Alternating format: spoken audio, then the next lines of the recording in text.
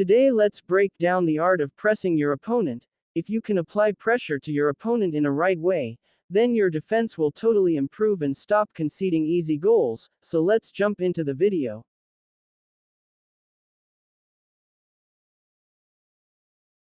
Many players make a lot of mistakes when pressing the opponent, and the common mistakes is that some players fear to challenge for the ball, because they think that if they overcommit, the opponent might perform skill move and beat their defender, so from the result of this they tend to give the opponent too much freedom. And the second mistake, they move their defender in the wrong patterns, in a way that they easily open up gaps for through balls.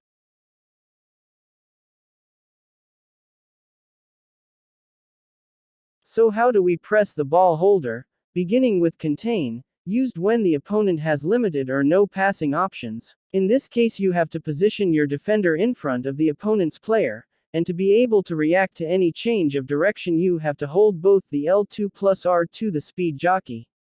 When we say contain, you have to position your player in front at least 2 feet away from the opponent's player, and wait for him to change direction or dribble into your player. Be fully focused, and importantly you have to be confident in these one-on-one situations, because your opponent is trying to beat your defender, not you trying to beat his player. Then we have the active pressing. We use this when trying to cover opponent's options like pass or space, so we use the diagonal player movement as the basic way to move our defender. When we use diagonal movements we are able to cover the opponent's available option and at the same time pressing his player. Like in this example, I switch to my center back to challenge the opponent. As you see, he's having this 1-2 pass with his strikers, so if I move my defender in front I will be leaving this passing option open. So I move diagonally in a way that I'm covering the pass lane, then applying pressure to his player, and I manage to win the ball back. This technique you can manage multiple duties at the same time. Then you can cover and close up the space where your opponent might dribble to an even challenge for the ball, again moving in a diagonal pattern. So after you mastered these two strategies, you do it in a pro way by even covering the pass and the space at the same time. By analyzing the situation you give your opponent hard time. When he tries the pass you cover it, and when he tries to dribble into space then you close up. Then we have the push and pull. This technique is used to defend skill moves. You have to develop the habit of reading skill moves animation, in order to know which skill your opponent is trying to pull out, so when your opponent slows down, most of the times they may be likely to perform a skill move. So when you push your defender in front to press, and you see the skill move animation you immediately pull back slightly, you back off to create a gap to reduce the effectiveness of the skill move, after you push forward to challenge the ball.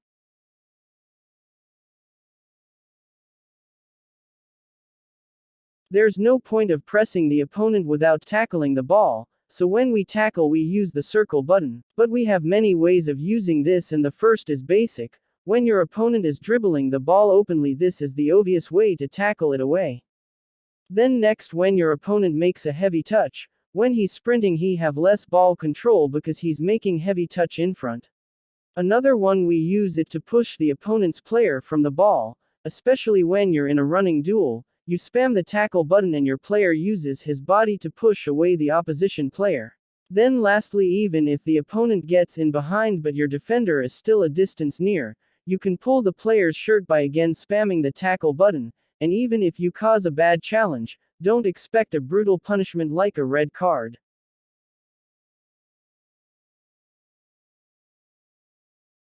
Being aggressive, we normally use it when the opponent is just receiving the ball. Here we don't give him time to react. Being aggressive when the opponent is just receiving the ball, we sprint to the opponent to close up the gap quickly, especially high up the pitch. Then using center back you have to use the fast jockey controls, because center backs can jockey faster than other players on the pitch. So that's it guys for today. To press effectively you have to do it fast such that your opponent can't react, so you have to master these techniques slowly by slowly. So for now I'm ending here.